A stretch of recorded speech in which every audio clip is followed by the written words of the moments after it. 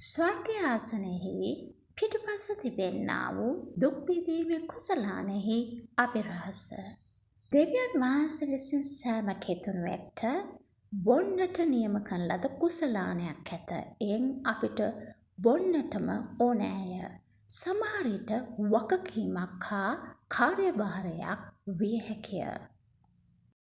ඔබගේ කැඳවීම් තුළ ඔබ එඬේරෙක් නම් ඔබගේ බැටළුවන් පෝෂණය කිරීම යහමඟ පෙන්වීම යන කාරණාවලදී කුසලානය දරාගත යුතුය. ඔබ මවක් නම් ඔබගේ දරුවන්ගේ අනාගතය හිතුවක්කාර දරුවන් යහමඟට ගැනීමේ කුසලානය දරාගත යුතුය.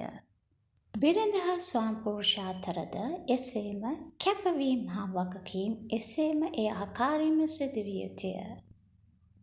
අප ජීවිතයේ තීරණ ගනිද්දී ඒ හා සමානවද තවත් කුසලානයක් අපට ලැබෙනු ඇත. සමහර විට ඒවා දේව කැමැත්තට හෝ දේව කැමැත්තෙන් එපිට විය හැකිය. ඔබ ස්වර්ගයේ ඉහළ ස්ථානයක් අපේක්ෂා කරත් ඒවා නියම කර ලබා දෙන්නේ ස්වාමීන් වහන්සේය. ඔබට තීරණය කළ නොහැක.